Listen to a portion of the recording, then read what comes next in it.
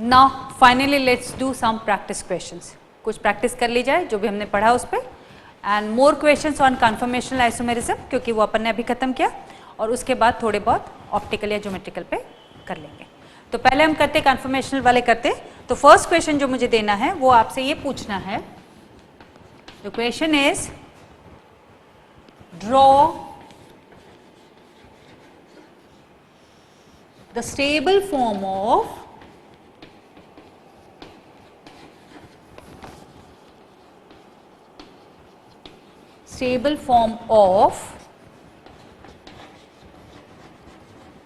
trans 1,4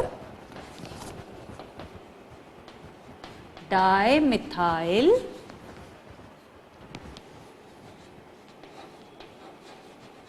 cyclohexane.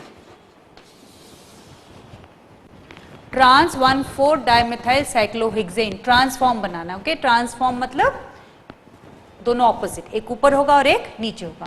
For example, suppose I take it this वे.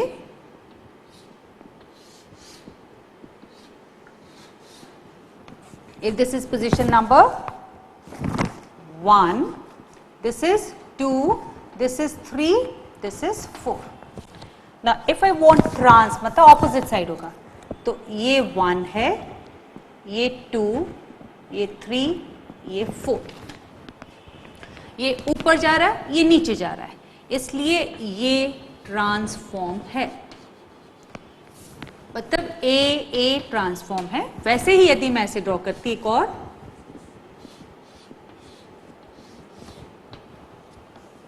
अब इसमें यदि मैं 1 पे मान लो ई ड्रॉ करती, तो मुझे पता है मुझे इसके पैरेलल बनाना पड़ता. This should have been parallel to this. यहां पे बनाऊंगी तो इसके पैरेलल बनाऊंगी.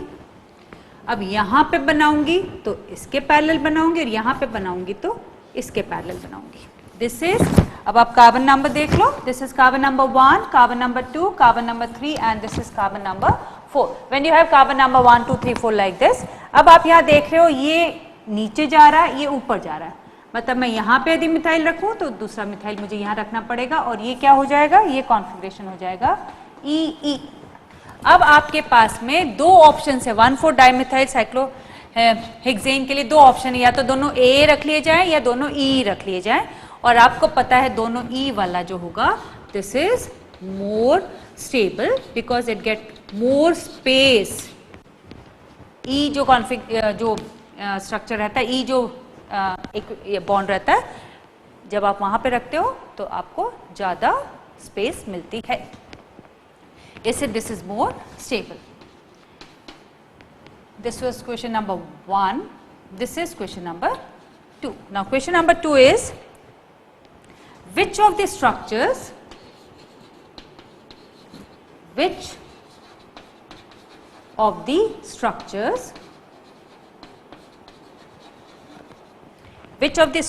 will be produced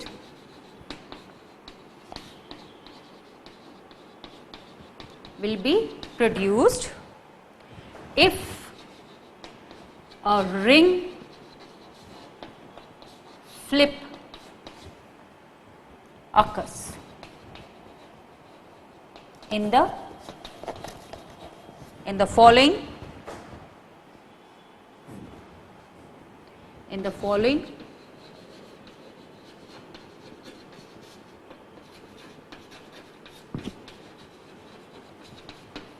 अब here you have been given this. एक क्वेश्चन दिया हुआ है.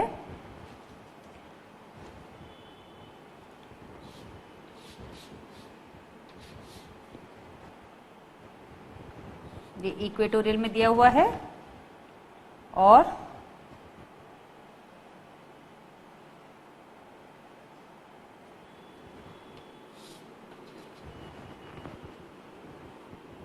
ये दोनों इक्वेटोरियल में दिए हुए हैं. और ऑप्शन जो हमारे पास दिए हुए हैं वो ये है, ए ऑप्शन ये है.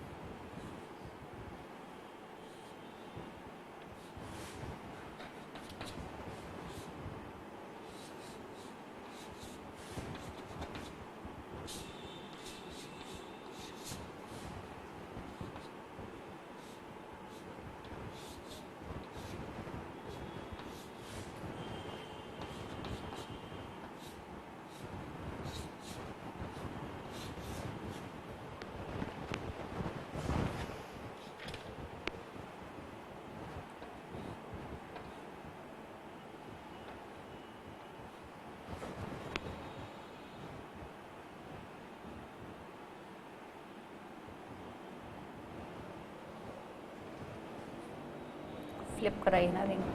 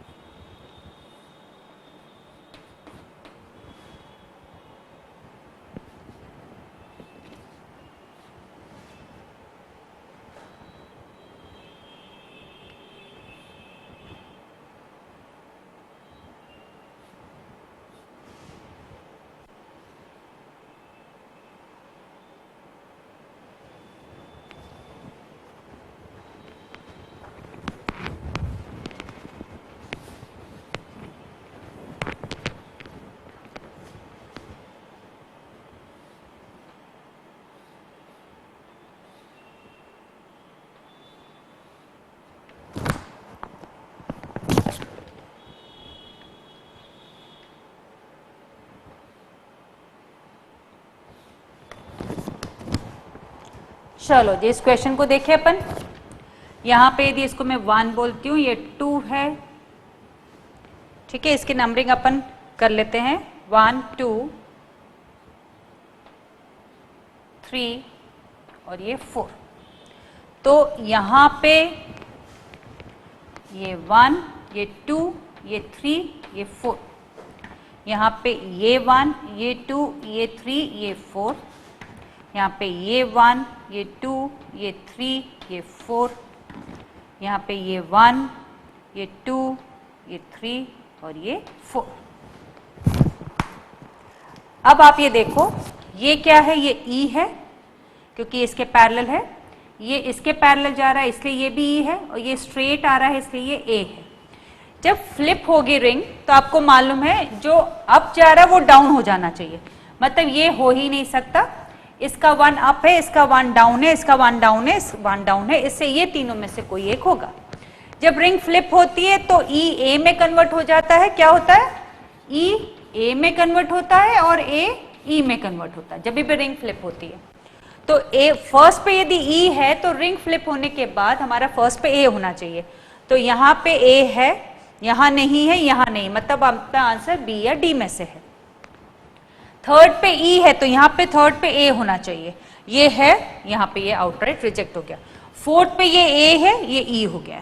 तो आप देखो वहां पे E था तो ये A है, वहां पे E था तो ये A है, वहां पे A था तो ये A है। तो ये तीनों चेंज हो गए हैं, फर्स्ट पे लगा हुआ, थर्ड पे लगा हुआ, फोर्थ पे लगा हुआ, तीनों ग्रुप्स का कॉन्फ़िगरेशन चेंज हो गया। A E में कन्वर्ट हो गया, E A में कन्वर्ट हो गया है, और रिंग की डायरेक्शन भी चेंज हो गई, इसलिए अपना आंसर है बॉम्बे। ठीक है ना। अब नेक्स्ट क्वेश्चन अपन लेते हैं, question number 3। Which is most stable?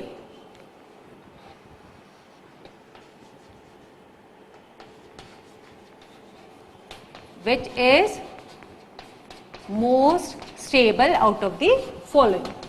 Let's see which out of the following is most stable.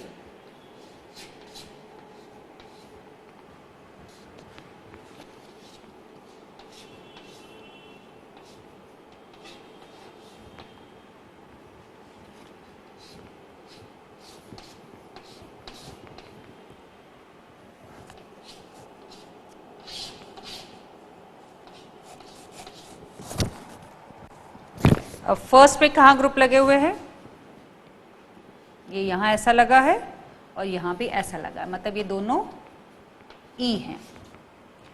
इसमें ये ऐसा लगा हुआ है और ये ऐसा लगा हुआ है, इसमें ये ऐसा लगा हुआ है और ये ऐसा लगा हुआ है, और इस वाले में ये ऐसा लगा हुआ है और ये ऐसा लगा हुआ है, और यहाँ पे है ये 1 3 है, ये 1 4 है, ये 1 3 है, 1 4 है। अब 2 1 3 है, 2 1 4 है, दोनों ये AE और AE वाले को अपन हटा देते हैं, क्योंकि हमें पता है स्टेबिलिटी में ज़्यादा अच्छा वो रहता है जब जहाँ पे दो ग्रुप्स E में होते हैं, तो वो ज़्यादा स्टेबल है। अब बचा ये और ये, यहाँ पे भी दोनों E है, यहाँ पे भी दोनों E हैं, पर 1 3 से ज़्यादा स्टेबल 1 4 होगा, क्योंकि उसमें डिस्टेंस ज़्यादा होगा तो स्टेरिक हिंड्रेंस कम होगा। जब यहाँ पे स्टेरिक हिंड्रेंस कम होगा, आप इमेजिन करो ऐसा एक है, एक यहाँ लगा हुआ है यदि, तो एक यहाँ लगा हुआ, और एक इमेजिन करो ऐसा है, एक यहाँ है तो एक यहाँ है, तो नेचुरली जितना ज़्यादा डिस्टेंस रहेगा उतना ज़्यादा स्टेरिक हिंड्रेंस कम होगी। इससे हमारा आंसर होना चाहिए ये वाला, ये हमारा आंसर होना चाहिए। कारण समझ में आ रहा है ना, सेम लॉजिक अप्लाई कर रहे हैं अपन हर जगह, सो दैट आपके दिमाग में बिल्कुल बात फिट हो जाए कि हम ये देखते हैं हमेशा, हम बार बार यही तो करें, हमारी आदत में ही आ जाए कि हम ऐसा करते। This is how we go about these type of question. जैसे एक और क्वेश्चन है उसी टाइप से,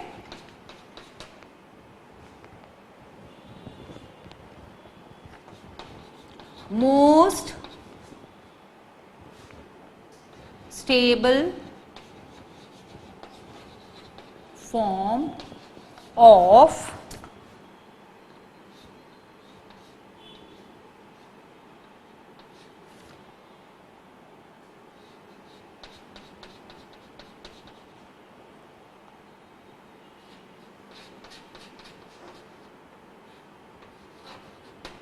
आपको इसका मोस्ट स्टेबल फॉर्म बताना है।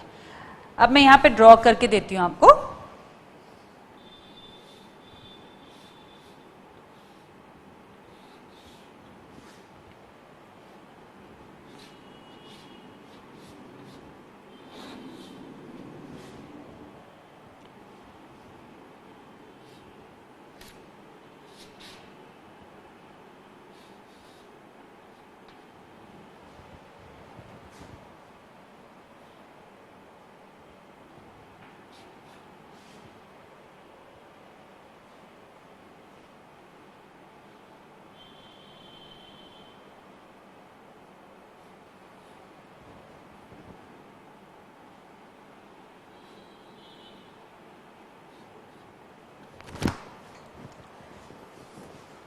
अब ये देखो, ये क्या है, ये भी अपवर्ड जा रहा है, ये भी अपवर्ड है, ये अपवर्ड है, ये अपवर्ड है, इसलिए ये आपका हो गया सिस फॉर्म।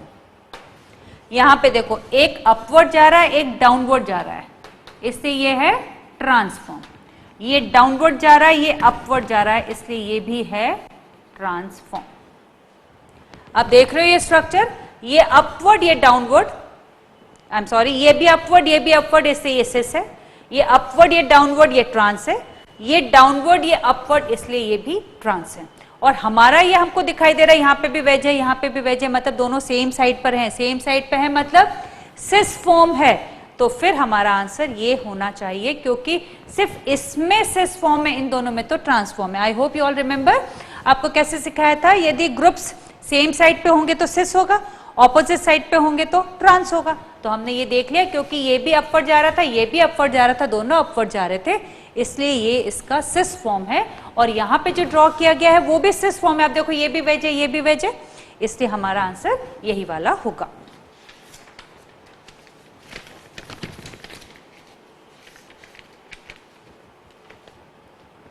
अब एक और क्वेश्चन देती हूं मैं आपको।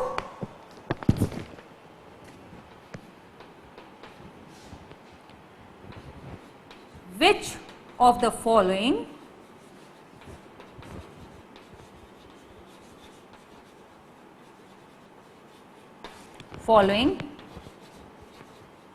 has lowest potential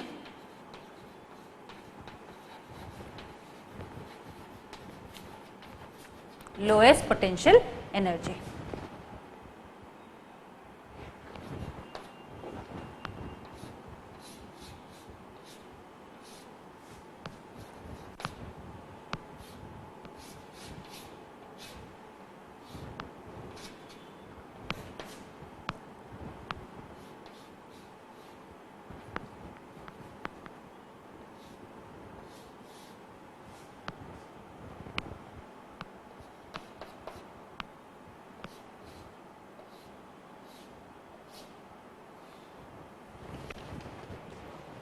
अब इस पे ग्रुप्स लगा देते हैं अपन।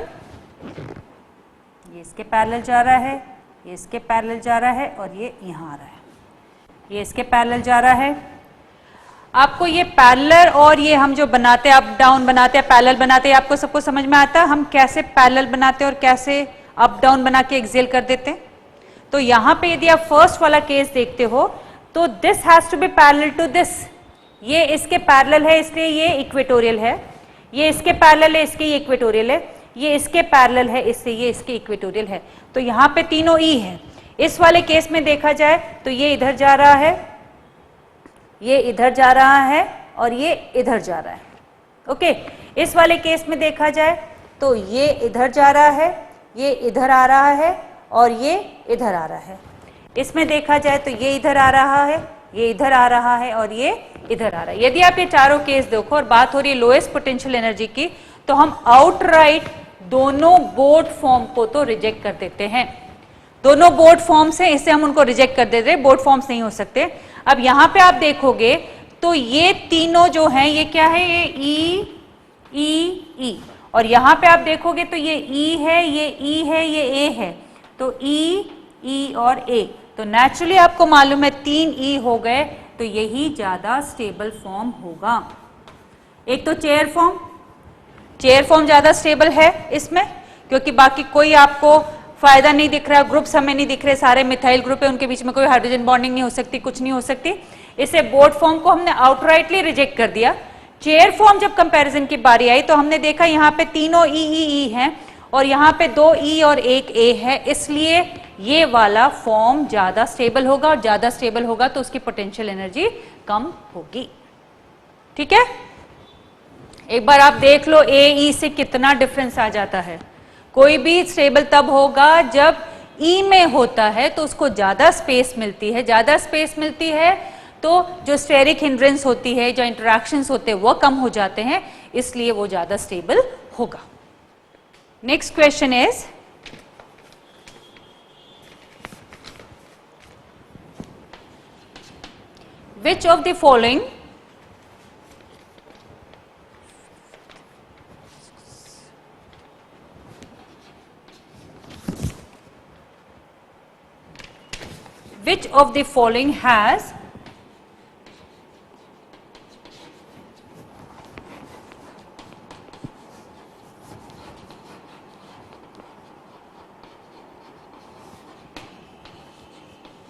which of the following has non-zero dipole moment?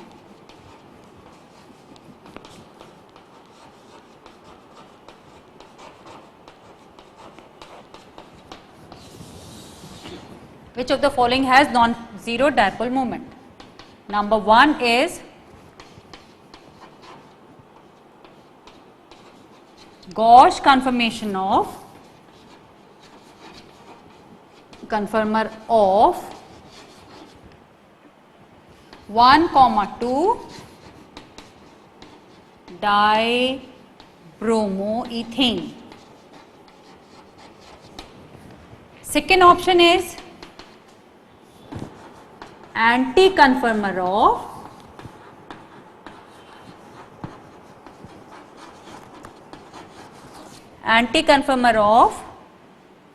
1,2 dibromoethane. ethane. Third is transform of 1,4 dibromo cyclohexane. Fourth is tetrabromo-methane. And fifth is 1,4 cis 1,4 dibromo cyclohexane. To know this, अपने को सबसे पहले बनाने पड़ेंगे इनके स्ट्रक्चर्स. अब 1,4 डाइब्रोमो इथेन, यदि अपन ने ऐसा एक फॉर्म बनाया, गॉश फॉर्म है ये, तो यहाँ ब्रोमीन, यहाँ ब्रोमीन, यहाँ हाइड्रोजन, यहाँ हाइड्रोजन, यहाँ हाइड्रोजन, यहाँ हाइड्रोजन. ये हो गया अपना फर्स्ट का स्ट्रक्चर. सेकेंड का स्ट्रक्चर क्या होगा? एंटी फॉर्म बनाना है अपने को.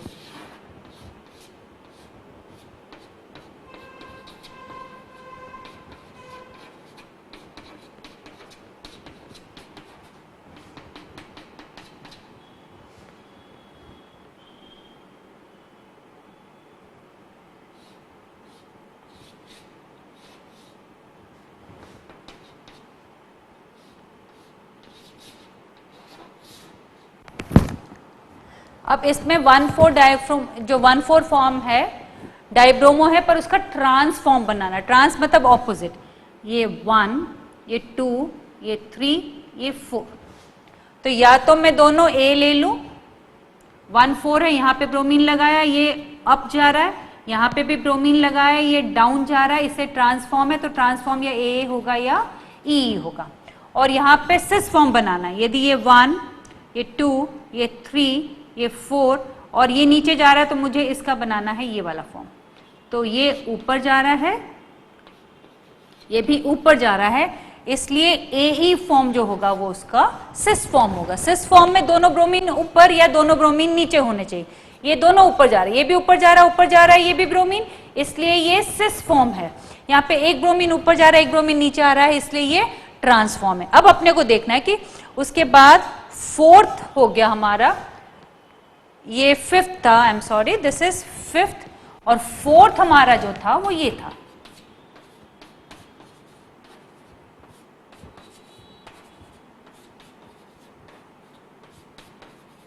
ये है. अब हमारे पास यहां पे आप देखोगे तो रिजल्टेंट किधर जा रहा है?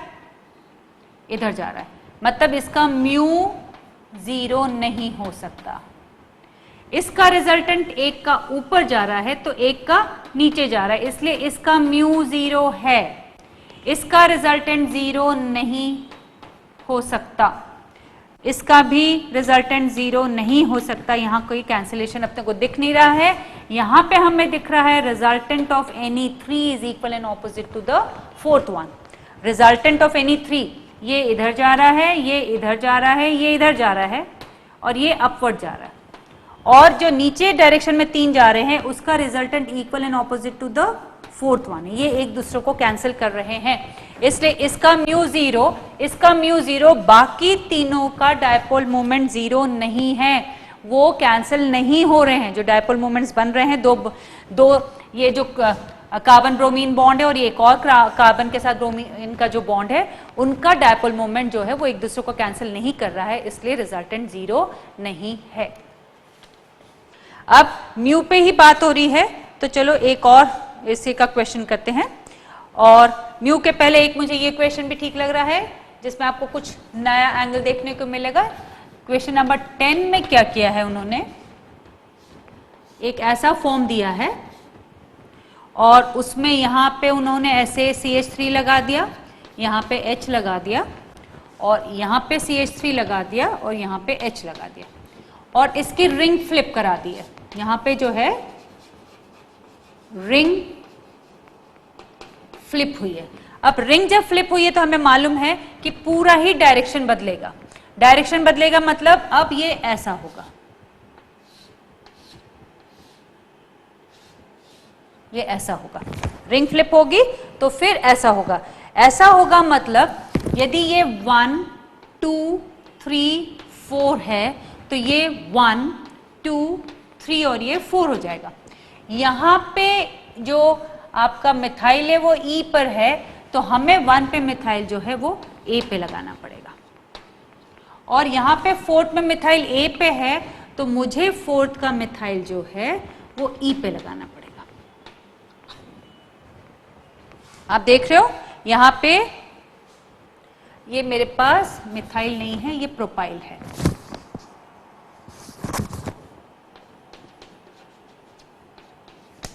ये प्रोपाइल है और ये भी जो है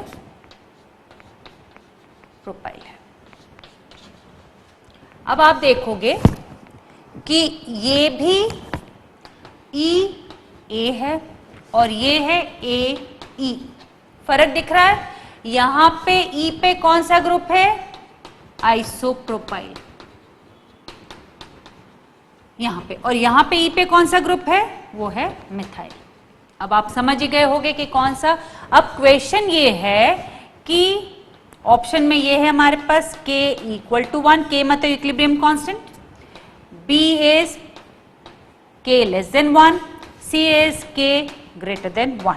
मान लो ये 3 ऑप्शन दिए हैं आपको, तो आपको समझ रहा है कि दोनों ग्रुप के साइज सेम नहीं है। Tertiary propyl group is bigger than methyl group, इसलिए टर्शियरी प्रोपाइल को ई वाले पोजीशन पे होना चाहिए, इसलिए ये ज्यादा स्टेबल है। ये ज्यादा स्टेबल है तो ये more in this direction, the reaction will be favoured more in the backward direction, इसलिए हम बोलेंगे कि k should be less than 1, equilibrium constant should be less than 1 because this is more stable than this, क्योंकि इसमें tertiary propyl ए में आ रहा है और इसमें टर्शियरी प्रोपाइल ई लोकेशन पे आ रहा है, और ई जो कॉन्फ़िगरेशन होगा वहां पर क्या होता है, उसको स्पेस ज्यादा मिलती है, स्टेरिक हिंड्रेंस कम मिलता है, इससे वो ज्यादा स्टेबल होता है, इसलिए this reaction is more favourable in the backward direction. Okay, अब एक और क्वेश्चन है जहां पे ये पूछा गया है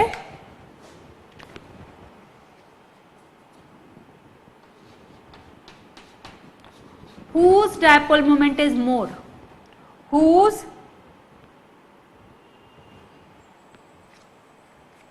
dipole moment is more।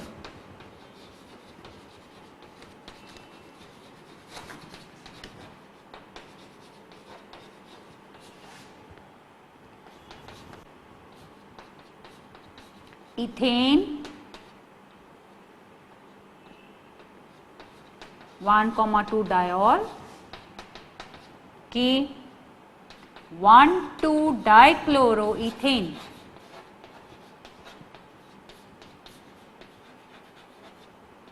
1,2 dichloroethane की डायपोल मोमेंट ज्यादा होगी कि इथेन 1,2 डायोल की ज्यादा होगी। अब इथेन 1,2 डायोल में कौन सा फॉर्म ज्यादा स्टेबल होगा, वही सबसे ज्यादा परसेंटेज में एग्जिस्ट करेगा। जब आपके पास बहुत सारे फॉर्म्स पॉसिबल होते हैं तो वो कंपाउंड सबसे ज्यादा, उस कंपाउंड में उस फॉर्म का परसेंटेज सबसे ज्यादा होता है, the one which is most stable. तो हमारे पास यदि इथेन 1,2 डायोल है तो इथेन 1,2 डायोल में हमें गॉश फॉर्म ही ज्यादा स्टेबल मिलेगा, क्योंकि आप सबको पता है वहां पे हाइड्रोजन बॉन्डिंग पॉसिबल है।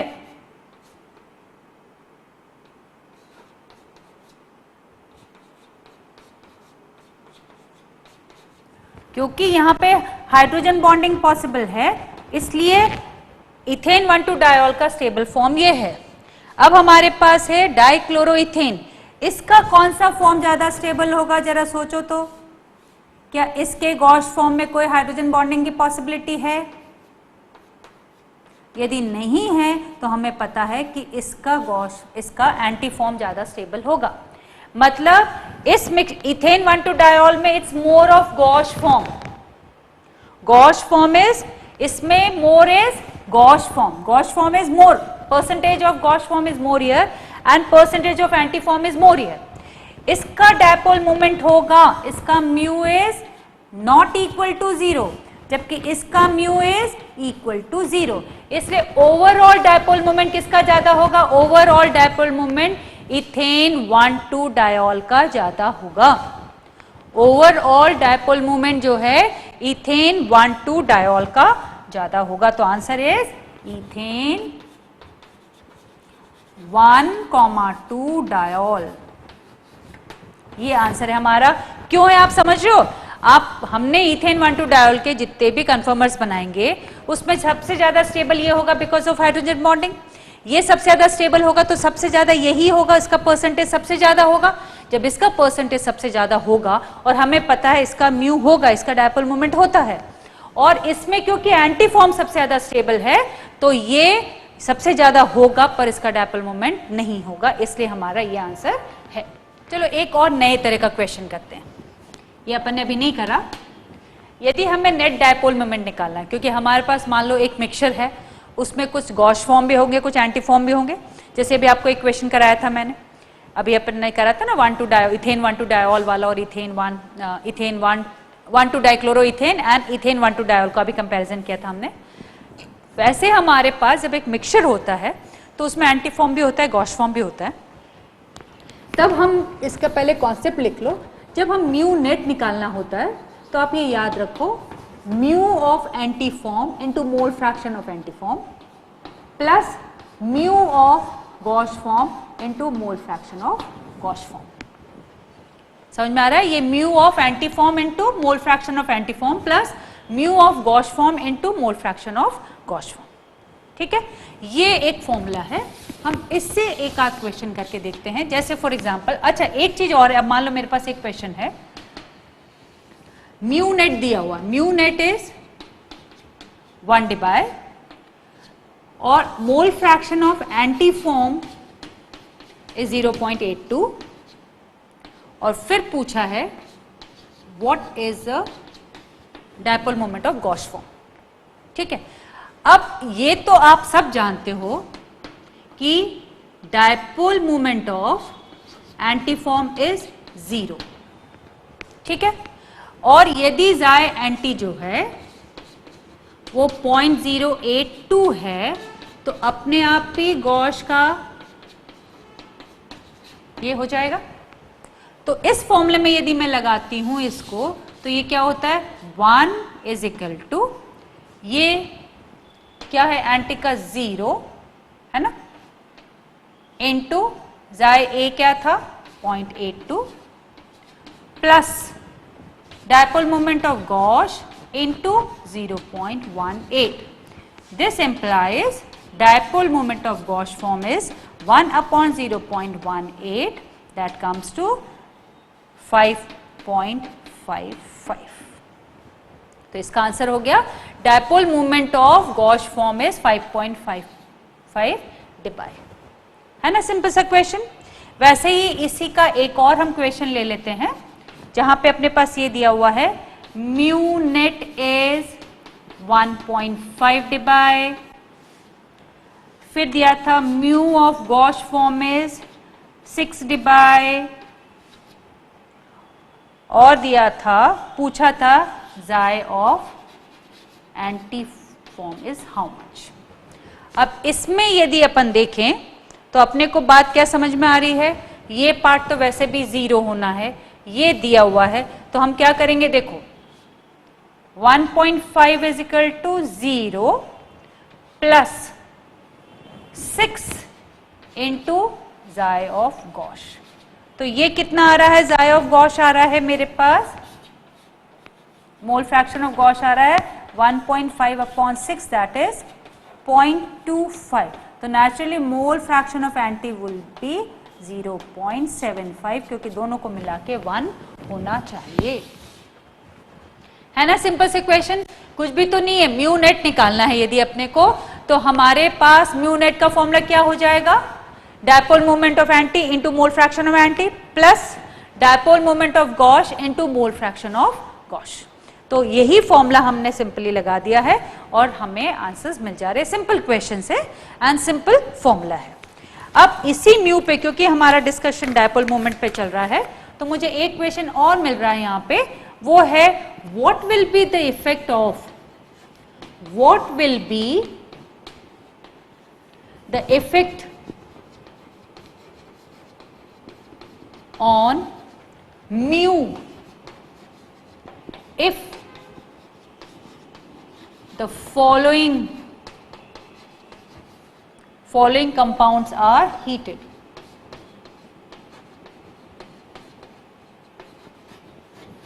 Following compounds are heated. पहला है,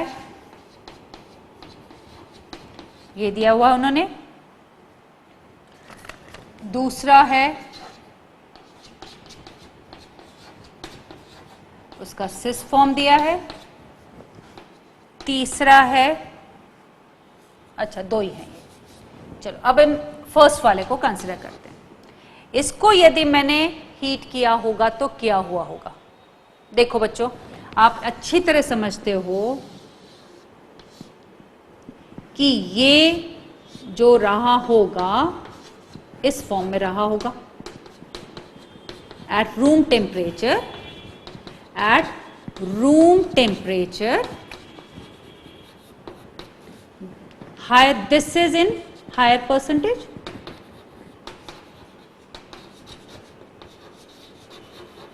this is in higher percentage, और हीट करने पे किस में कन्वर्ट हुआ होगा, ये कन्वर्ट हुआ होगा एक्लिप्स फॉर्म में। इसका म्यू क्या होगा, 0 होगा, इसका म्यू 0 नहीं होगा, इसलिए हीट करने पे क्या हुआ, therefore on heating mu increases. Try to understand कि अप्रोच क्या थी हमारी, इस आंसर को करने में हमारी अप्रोच क्या थी। हमें पता है कि एंटी फॉर्म इसका ज्यादा स्टेबल होता है तो रूम टेम्परेचर पे ज्यादा तो वो होगा जिसका म्यू 0, आपने हीट किया तो वो एक्लिप्स फॉर्म में कन्वर्ट हुआ जिसका म्यू कुछ होता है, इसलिए हीट करने पे म्यू बढ़ गया।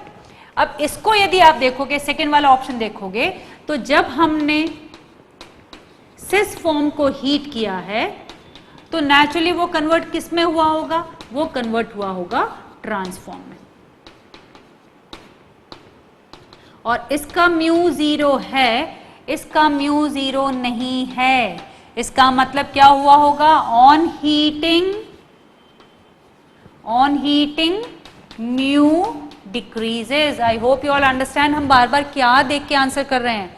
ऑन हीटिंग म्यू डिक्रीज हो रहा है क्योंकि म्यू इसका 0 है, इसका 0 नहीं है, मतलब ये जा रहा है मोर टूवर्ड्स 0, इससे डिक्रीज हो रहा है। ये उधर जा रहा है मोर टूवर्ड्स नॉन 0, इसलिए इंक्रीज हो रहा है। सो ट्राई टू अंडरस्टैंड कि हम किस एंगल से देख के आंसर करते हैं, हमारा अप्रोच क्या होता है। हमें हमारा अप्रोच देखना पड़ेगा कि हम किस अप्रोच से काम करते हैं तो हमें आंसर मिलता है।